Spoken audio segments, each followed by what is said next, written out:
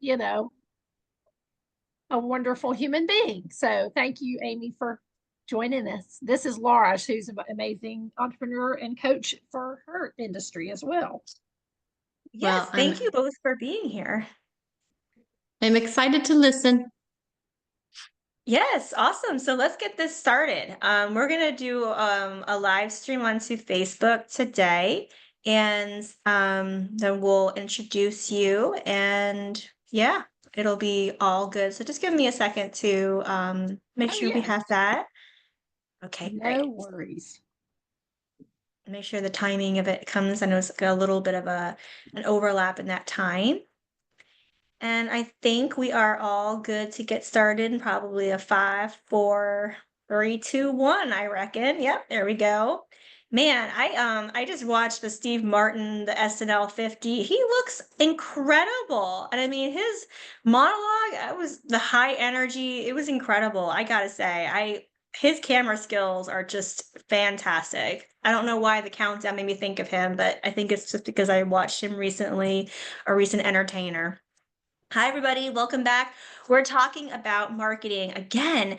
This has been such an exciting series because so many service-based practitioners in our audience and community have been asking about social media marketing, how to market their businesses without social media marketing, what other things can they do instead to leverage their existing marketing that they've been using, make it better, improve upon it. And so I put together this marketing series, and we are here for our second session. And we are here with the Melody Tholstrup and her business. She's a business owner called My Owner of My Size Marketing. And she's been doing it for quite some time, which is another thing. I was like, we have to bring together people who've been doing it for a long time because they can show actual case studies, give actual ways that they helped service providers, because I know that you guys are looking for specific solutions for your local businesses. So welcome to the show, Melody. If you could let us know where you're tuning in from, like physically, where are you based, how long you've been in business for, and yeah, we can get started with that. Hey, and welcome, and so glad to be here, Laura. Thank you so much for having me. Yes, again, I'm Melody Tholstrup. I do own My Size Marketing. It's a marketing and PR consulting business that I've had for almost 14 years. I am based in the Huntsville, North Alabama area, the other Rocket City. Besides the one at the Cape Kennedy, but I've been in the marketing industry in one way or the other, whether it was retail or ad agencies or newspaper websites, you name it. I've touched it in the last 30 plus years. And like I say, I have been here before the internet. So, social media is still a new thing in my mindset as far as a tool. I know it is a trusted tool by a lot of small businesses, and I know that it works really well, and it can be very cost effective. But I do know and have seen the good and bad sides of it with clients and colleagues. So it's just like any tool, right? My goal as a consultant and a coach, I also coach as a volunteer with an organization called the Catalyst for Business Entrepreneurship, and I'm a volunteer with them. And all the coaches are volunteers, and we coach people all over the country in their small business. It's an SBA partially funded and partially private funded organization. But whether I'm coaching a paying client or a volunteer small startup business, I just tell people, just remember, every tool is as good as your control over it. And for example, social media, as wonderful as it is, and Laura's did such a great job, amassing all these followers and subscribers. But again, social media wise, you don't own it. You don't own the followers, the likes, even the engagements. You don't own that. And so people like Laura, who are smart enough to translate that into other, maybe a group subscriber, which is a little bit more, you can get more information, you can have a little bit more control of Facebook groups, or if you're an email subscriber or you're teaching live classes or webinars and things like, and people are, maybe signed up for your Eventbrite page, that kind of thing. There's so many other ways that you can use social media to drive them to places where you have that true, ownership of that customer, even before they buy from you. But social media can, like I said, be a double-edged sword. So I know that's not what you wanted to hear in Yes. the introduction, but obviously I'm very No, I think passionate it's about it. great. No, I think that's great. And I mean, so much brilliance in what you just said. And also a couple really interesting resources too. We've gotten so many things that we could look into to further market ourselves already. So it's awesome. Where I want to start the conversation is the same place as last week, and that is what kinds of visibility opportunities are there outside of social media? Some of these things you know as a well-seasoned marketer that might be new to us tonight. Well, and if I understand correctly, a lot of your clients, or most of your clients, are in the making space. You know, they're making things, or they're selling services in relation to the health and wellness and things that are very important to all ages and to all demographics, really. But I would imagine, again, I don't like to assume anything, but a lot of them are women of different ages, moms, you know, young people. I mean, you name it. Women tend to be a little bit more receptive to ways to take care of ourselves and our families and our animals and our loved ones. And so it's really about who it is we're targeting, right? It's not that, like I said, not that social media is not a great way to reach women, because obviously the demographic for Facebook and Instagram are huge for women. But again, where else are your customers? Where else are your target followers, you know, supporters and people who want to learn from you and or do business with you? And that's really what it is. So granted, if it's a truly online business, that's a little bit more challenging. If you really are not, you don't have a brick and mortar. I don't have one either. But if you are not able to get out into the public in front of people in your community in an event, health and wellness fair, networking thing, chamber something, then I get that, because maybe you're just trying to reach online clients. But that doesn't mean that you can't create an event like Laura's doing, something where people can engage live and not just, you know, read about it later, or they're part of your Facebook group where you're really having more engagement on a regular basis. They should be subscribing to your email newsletter. You should be providing value that they count on. If I subscribe to your email, I have chosen to get your information. I tell a story. When my mother-in-law used to live in Tennessee. Unfortunately, she passed away, but she was 96. But while she lived in East Tennessee, we lived in Alabama, and so it was for every Mother's Day, Valentine's Day, anything besides when we would see her maybe at Christmas. We wanted to send her flowers, something nice. She loved flowers. And so I like to do business with small local businesses. I know for a fact that's what I always want to support. So I reached out and found a local florist in her area, Kingsport, Tennessee, and they had a newsletter, and I subscribed to it. And they were so good about sending to all their subscribers, hey, Valentine's Day is coming up, Mother's Day is coming up. And I counted on that because I would lose track of kids growing up and everything when they were younger. And so I never missed. We never, you know, I was a great daughter-in-law because we never missed a Mother's Day. We never missed a Valentine's Day because of that email newsletter that small little hometown florist sent out to the people who, and they probably didn't have, but maybe a couple hundred subscribers, maybe more. But they were consistent. They provided value and information. They made it easy to click and buy and order. And, you know, and then if there was a problem, I got a call from them saying, hey, here's the situation, you know, blah, blah, blah. We're out of tulips, whatever.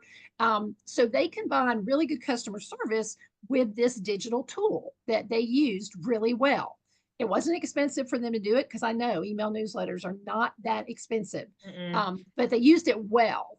And so the sad thing was when she passed away, and I got the email a few months later for some other holiday, I realized, okay, now it's time to unsubscribe, only because I have no one else in that city. There's nobody else to send flowers to in that town. But I tell everybody about it. Like if they mention Kingsport, Tennessee, I'm like, if you need a florist, go to Rainbow Florist, blah, blah, blah. So my point is, if there's a way that you can connect with your customer, whether it's an in-person event or email newsletter or something where you can really be providing value and building loyalty on a regular basis, that's so much more valuable than any shiny, flashy TV spot or Instagram campaign. A lot of times that'll get their attention, but what really makes them want to buy? And it's that trust. You built that trust with them and that credibility, and that only comes from repetition and getting in front of them on a regular basis. So that's what I recommend. But I love local events too. That's, if you can do that, that's always a great thing. Yeah, I love that you share that story. And thank you for sharing that story with that florist. It sounds like it was something, it was simple but meaningful. And yeah, and you had them on top of mind for whenever you needed to send flowers, which helps you build better relationships with your people too. It's something that makes it easy to do when it's communicated to you effectively. I love that. Thank you for sharing. So my next question is about expos and conferences, because a lot of our service providers are going to conferences and expos and like health fest events pretty regularly, or even farmers market tables. And so, but I've done this myself. I've done these tables and these events too. And there's definitely a difference between like sitting back and waiting for someone to come up to your table versus some other tactics I've seen and tried to maneuver or navigate traffic your way, and also close sales with that cold traffic, and also build relationships with the people who are running those host events. So can you give us a little bit of insight as to best ways to leverage expos and conferences when you are a small team service provider? Yes, and I'm so glad you asked that because again, before social media, that has always been a way to get in front of people, and it hasn't changed. School fairs, like open houses. I had a client who has a martial arts studio, and she figured this out, but I actually got to go work her table at a couple of her school fairs, and she had it figured out. Like we had a game where the kids could spin for, whatever their discount or prize was, that would get them also a free lesson at this, martial arts studio. But we made sure we signed up and we booked their time for when they were going to come. So it was not just, hey, buy this thing and leave.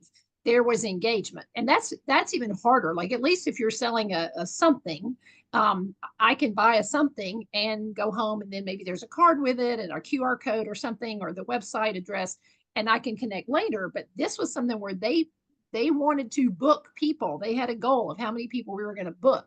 So if you're selling, makeovers or consultations, or, maybe you do a custom something for someone, and you can't just sell it at the table, but you can show some examples.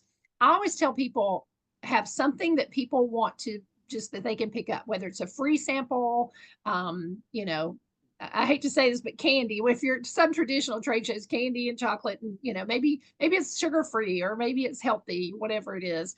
But if you can have something that people can take away, and ideally has it branded with your brand and a QR code to your website, and a way to follow up and reach you.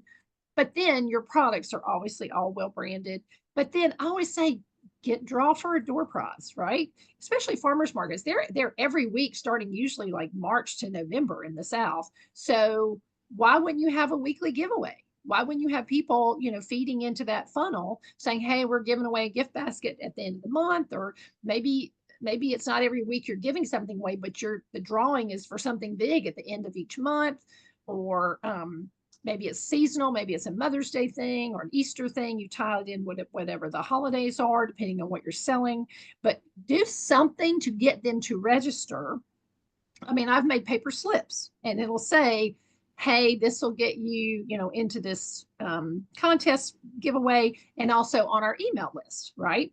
But also have a way for people, if they either don't register, or even if they're talking to you and they want to know more information, say, hey, sign up for our email list because we're sending out. So that way you guarantee you get them one way or the other, right? Whether it's a business card or a slip with their name on it. So I always say, give something away, or or get them to register for, again, that powerful email that you own, nobody else. Facebook doesn't own it, Instagram doesn't own it, LinkedIn doesn't own it. You own those names. So I do that, a little free something, a giveaway. I love to have like a visual, like there's pop-up banners you can do that people can see from across the room. I had one designed for myself, and it had the QR code on it to book a free consultation with me. So even if I'm talking to one person at the table, somebody else can see that and be getting that. Another thing I did, because again, I don't sell items, I sell services. I had these really cool cookies made, and there's a lot of places that do them, and they had my logo on. And on the back, it had my QR code to my website and to the book, the free consultation. So, if nothing else, and they were packaged and they were just plain sugar cookies, nothing elaborate, but homemade. So not, they still lasted like a couple of weeks in that packaging, but things like that were fun. It had my brand on it. It was easy to give away. So again, anything leaving your table should have your brand and a way to connect to your website and to you.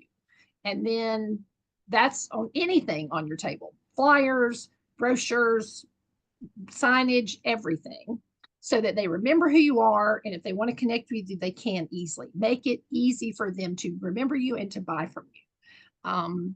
I think that's about it. I know when Amy and I, so Amy's one of our guests, and she and I actually worked her booth. She used to have a product, and we went to market, Atlanta market. And you can't stand back at market because everybody's wanting those people coming through to buy. So we were hustling and we were talking to everybody, and we did not sit back. So you're right. You can't sit back. You got to chat, ask questions, get people engaged. They might not buy from you, but they might refer you. So that's the thing. Good point that you made, Laura. So don't sit back. Yeah, absolutely. Yeah, I think that it was very helpful to have like a bunch of different things and then like see which ones worked the best for me. And of course, there's days when there's really no traffic or you can't control that traffic for the organization or for the hosts of the event space.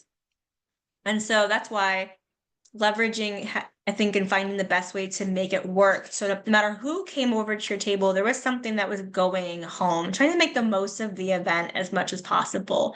Because I know that it's not necessarily guaranteed ROI or return on investment on those events, and they can get pretty expensive. So that's why, it is really helpful to have some type of other strategies besides just that approach, the event approach. The going out and attending expo events, like, right, not having all your eggs in one basket when it comes to finding leads for your business. So yeah, let's talk about referrals. Referrals are like super powerful, and that's definitely what a lot of providers that I've spoken to want to have more of.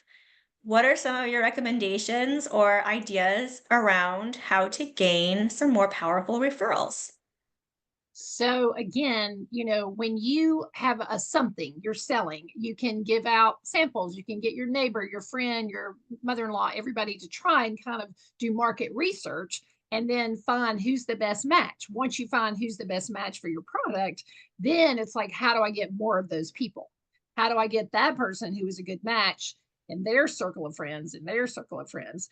And that's again, where are those people? Now, for a business owner, especially in the health and wellness field, I'm sure in every market it's a little different, but most of the time there's going to be usually one group that's at least for supporting small businesses, and ideally there's one for your niche, for health and wellness. And again, there's online groups that are great too. So, but I'm saying it's nice to get in front of people. One of the things I've done in the past, and I always recommend my new startup clients that I coach, is visit what we call BNI group. BNI stands for Business Networking International, and it literally is an internationally, there's chapters all over the world. And I was in a group for several years, and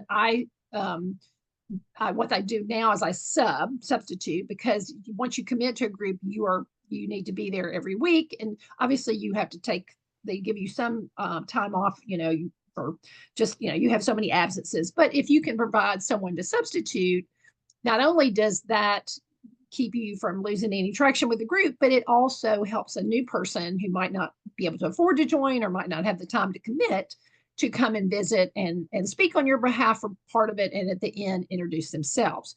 What's so cool about BNI though, and why it was helpful for me, is that you're never going to be in a group with your direct competition. That's their process. They have multiple seats, and you might have somebody, for example, you might have a commercial realtor and a residential realtor in that group. Now, they both could do both, but when they're in that setting, they know they can only promote whatever seat that whatever niche that they're there for. So if you're in health and wellness, and you want to meet a massage therapist, a chiropractor, somebody who does osteopathic medicine, somebody who does non-traditional alternative options, and that would be a good referral partner for you. Those people are like you, they're struggling to just do their thing. So it might be hard to get in front of them enough to really build that trust. Well, if they're in a BNI group, then they're actively trying to grow their business, and then you can get in front of them in that same group as well. So when I was in a group, I had, people that needed my services, and so I was in that group. Then they have like power teams within each group. They might have one that's just wellness related, and that's even better. Some of the smaller groups, you don't necessarily have the sub teams, but you've got, like I said, chiropractors are really involved in these kind of groups, massage therapists, fitness trainers, anybody in the health and wellness space, right? And so that's why I always recommend a new business to visit these. In our market, we have 10 active groups, and they meet at all different times, some early in the morning, some at lunch, and you can visit every single group twice before they say, hey, either join or become a sub, and that's amazing. I mean, these are people who are actively every week meeting to do referring business. That's their goal. Their goal for each group is how much money and how much business can I refer my fellow members. Now, the cost to get in is I don't know about the whole country, but in our market, I think it's almost $1,000. But if you're one person and you don't have a team, and these people are going to be actively trying to help you grow your business, and you have 2 or 3 of people that are direct referral partners, like I said, chiropractor, doctor, massage therapist, then that is going to save you time, and time is money. So I always recommend people to explore that option in their market. The other things are chambers, local chambers, some are better than others, but the good ones have ambassador groups, and you can get with that and help, be there to visit new businesses when they open. And there's always health and wellness businesses starting, right? And everybody needs health and wellness services. So even a bank or a restaurant, it's good to meet those people too, because they can become clients or referral partners. So I just say, find some group where there's supportive other business owners that you can just say, hey, this is what I do. Would you need this? Or do you know somebody who would? And then, like you said, the farmers markets, gosh, I have a client who we're really active about when he does his food truck at a farmers market or an event, we tag and promote him being at that event, and his event people love it. They give him the best space there because we are really good about being proactive and saying, hey, come to this fun farmers market or this fun event. We're going to be there. Come join us. I haven't seen hardly any of his vendors do that. And so they give him really good space because he does help promote them. He's still going to get the business, but it's just a nice, warm fuzzy. And like you said, it builds good rapport with that event. So yeah, I'm all about networking. It's always been positive. It's always been productive. And people do business with people they like, know, and trust. That's the motto. So yeah.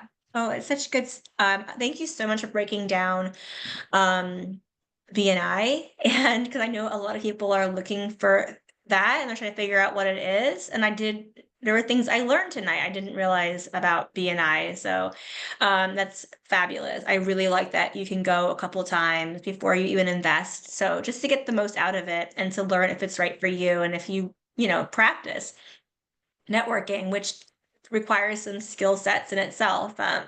So it feels really good to have that part of our thing now. Yeah, we can go into like one more thing tonight, Melody, if that's okay. sure. So, social media is definitely a huge thing when it comes to building connection with others. What are just a couple of your favorite ways to build connection in the offline space? Gosh, we've covered a lot of them, I guess, again, in health and wellness. So if you can't find an event to showcase your product or service, I would see about creating one. I would look to your other local, again, what's the complementary, the version of complementary that means to work well together, right? Not like free. But when you can find maybe a massage therapist, a chiropractor, an osteopath, I have my doctor is an osteopathic doctor. She doesn't file insurance, but she's so amazing, and she can do traditional medicine as well. So I'm so actively trying to support her business that I'm like, let's go to that health fair. You need to be, you need to host this. And we're looking at classes that she can partner with, and cooking classes with like local vegan chefs, and grocery store shops at maybe a local health food store. I mean, I would look at creating an event that drives that partners with a complementary, business or service. So it's a win-win-win, right? And here's the other trick that can make it even better. Make it a charitable event. I'll tell you a good example. I had a client who had a compounding pharmacy, and she had done a line of these handmade soaps and candles and room sprays that were she'd been a breast cancer survivor. So her goal as a former chemical engineer and now this pharmacist and now having this business, her goal was to sell these things that were not toxic. The candles weren't toxic, the lotions, the face creams, everything were not toxic. So she had kind of this side business within this compounding pharmacy. And a lot of people didn't even know it was there. Like, they knew of the pharmacy, but they didn't know she had this other side of the business. And we were introduced by another mutual referral friend of mine. And I said, "You've never joined the chamber?" And she said, "No, I thought about it, but people send me business." And I just did. I said, "Well, you know what?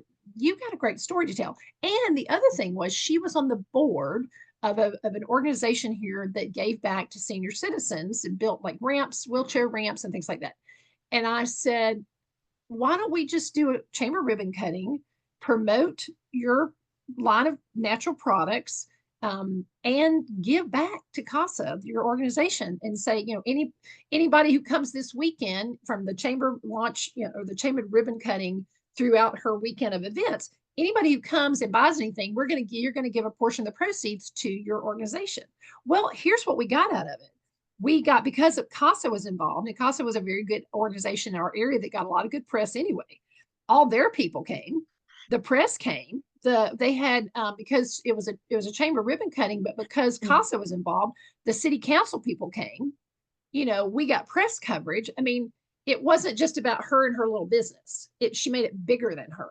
And it was about her giving back. She even had a candle she made to fit the theme of the CASA fundraiser, which was Night in the Garden. So she had a Night in the Garden candle. Anybody who bought the candle, money went back to CASA. So it was just a win-win-win-win-win. And people that knew her were like, "I didn't even know you did this." They came to this event. They're like, "I didn't even know you were doing this." So I just say, if you can't find an event that you can showcase your stuff, host one of your own, or partner with somebody and do one of your own, because that's better money spent on your marketing than some of the flashy. I'm not saying Google ads and social media things that you spend money on can't be effective.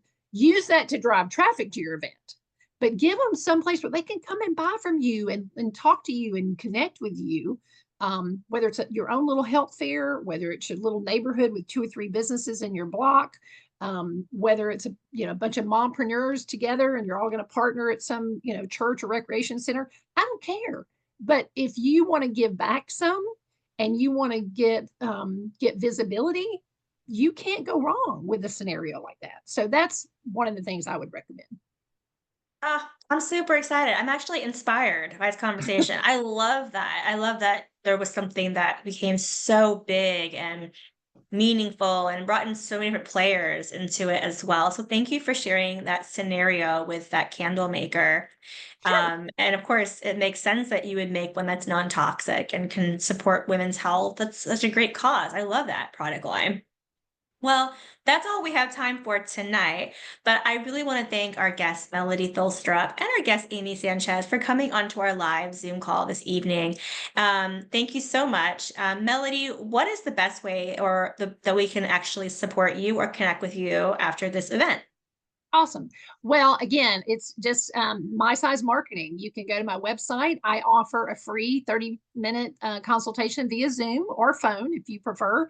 I like to do Zoom because then we can look at your website, your social media, You can show me, maybe a PDF flyer you're working on. I teach workshops occasionally. And so I do offer, people are looking for a speaker. I can do it virtually, or if it's in this area. I mean, I travel some. It just depends on what it's for. But I can teach workshops on Canva, LinkedIn, MailChimp, marketing must-haves for small business.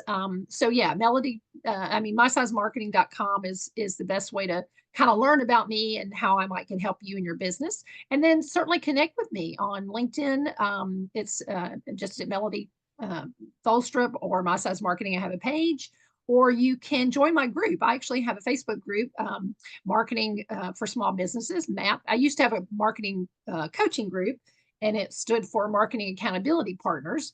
And then I parlayed that into a full Facebook group where we just talk marketing, and you can share what's new with your business, and I can share tips and things that I find. And if you have a question, you can always ask me there. And then, like I said, I'm at the Catalyst. The Catalyst is called catalystcenter.org. Amy is actually a coach for the Catalyst as well. And we, like I said, we are just trying to help small businesses when they're first getting off the ground. That's a great resource for that. But we help existing businesses there too. So that's how you can find me. That is so great. And yes, I will tag Melody in this post. So you guys, when you rewatch these episodes of this marketing series on my Facebook timeline, you'll be able to directly connect with her on Facebook as well. And then of course, see whatever links she has available on her profile if you'd like to go further from there. And we'll have her again on our platform, because there will always be marketing questions that come up as you tell me in person at our local event what is going on in your businesses. So thank you for giving us direct insight as to what you would like to grow, how you'd like to grow your businesses. And thank you, Melody, for answering the call tonight. Well, thank you for having me, Laura. It's a pleasure meeting you, and I look forward to connecting with all you guys in the future. Thanks a lot. Have a great night, everybody.